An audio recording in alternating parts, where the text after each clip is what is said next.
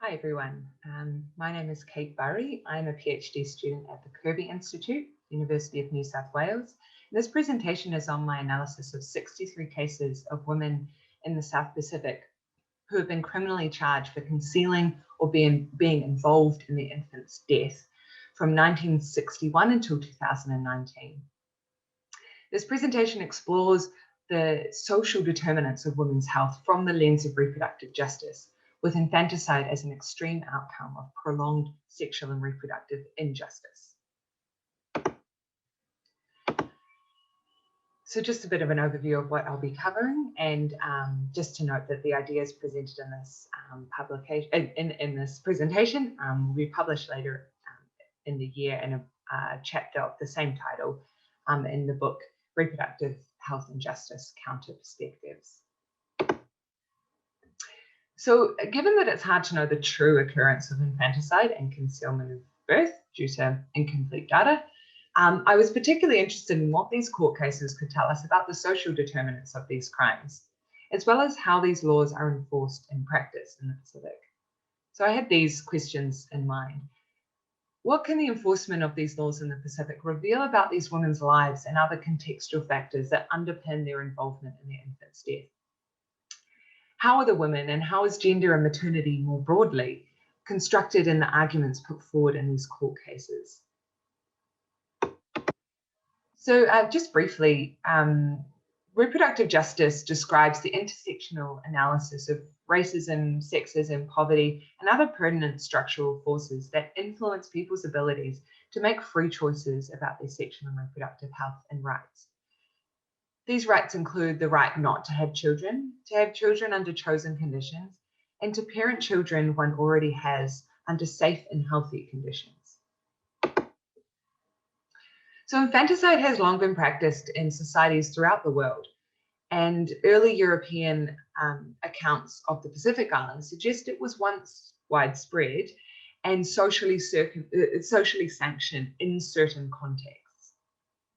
Colonial and missionary influence in the Pacific changed the social and legal status of infanticide, and legislation that replicates the British Infanticide Act 1938 now exists in many Pacific jurisdictions, including all those that are relevant to this presentation, except for Vanuatu. Infanticide is both a distinct homicide offence and a partial defence for murder in cases where a woman causes the death of her biological child under 12 months of age by any willful act or omission, and where, at the time of the act or omission, the balance of her mind was disturbed due to her not having fully recovered from the effect of childbirth or lactation. The British Infanticide Act was implemented to lessen the once harsh penalties, including the death penalty, for women who had killed their infants. The misdemeanor of concealment of birth of a dead baby by secret disposition of its body, even if the infant was stillborn, as an alternative offence to infanticide, is also a legacy of British colonial law in the Pacific, with a maximum penalty of 2 years of imprisonment, although this was also once a capital offence in Britain. So the public health concerns that influence this legislation are based in medical legal constructions of maternal mental disturbance as caused by physiological changes that come with birth and lactation, and not explicitly on socioeconomic, political, and gendered constraints, including related to access to contraceptive services and abortion.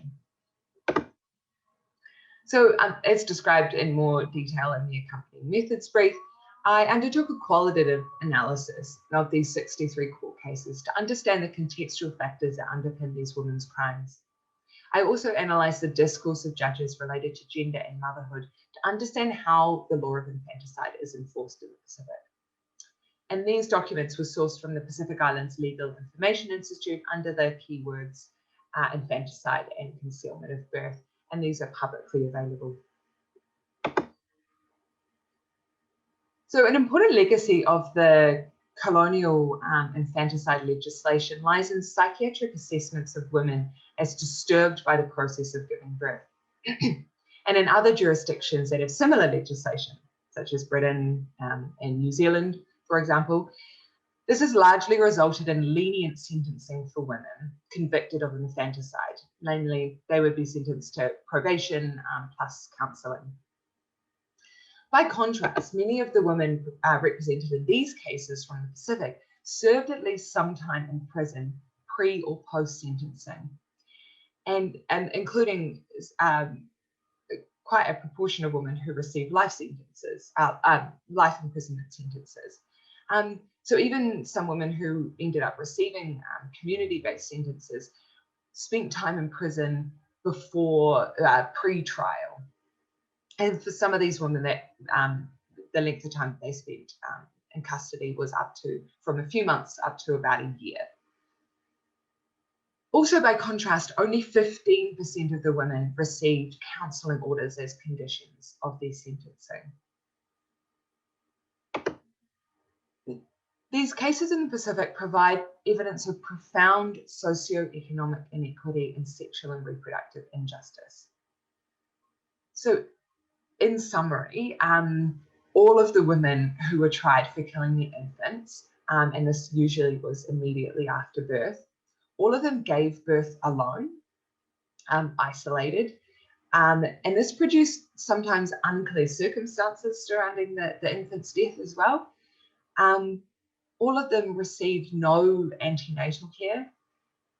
They had very limited, if any, social, emotional, and financial support, and all were essentially abandoned by the father of the child.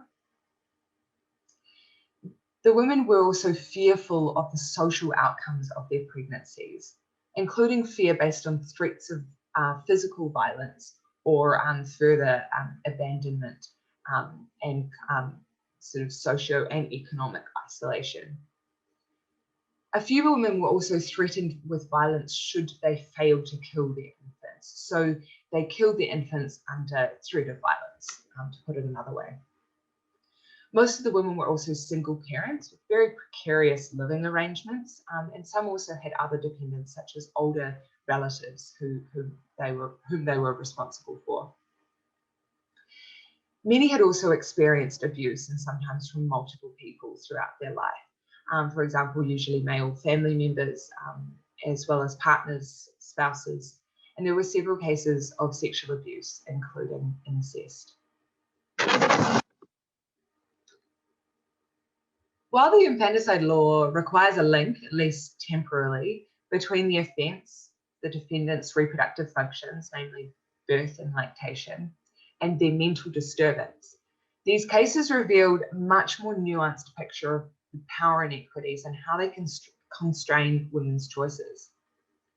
Women were often held solely responsible as disturbed, corrupt maternal figures.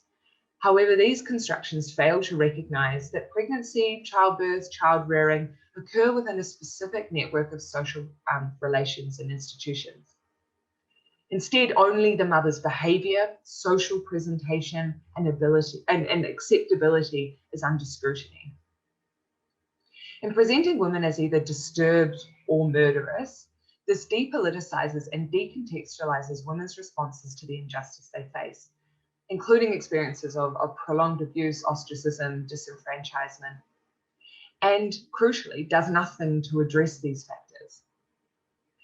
This suggests a place for utilising reproductive justice as a framework for analysing maternal health issues and advocating for policies to improve people's abilities to make choices about their sexual and reproductive lives, unconstrained by sexism, racism, poverty, and so on. Friedman and Resnick also mention the importance of sex education, access to contraceptives, and a safe environment in which to discuss sexual issues to help decrease unwanted pregnancies and also decrease infanticide.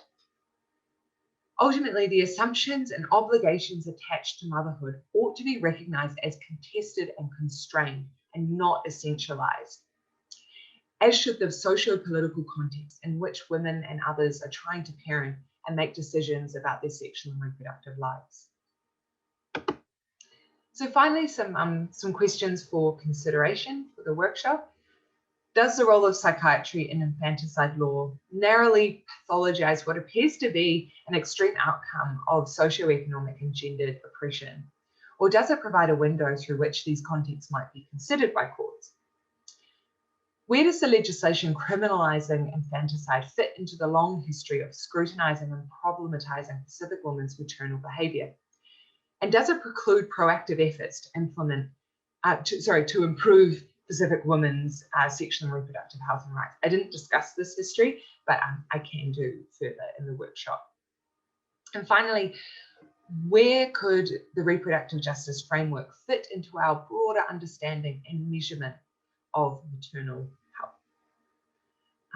And finally, just some references for this presentation.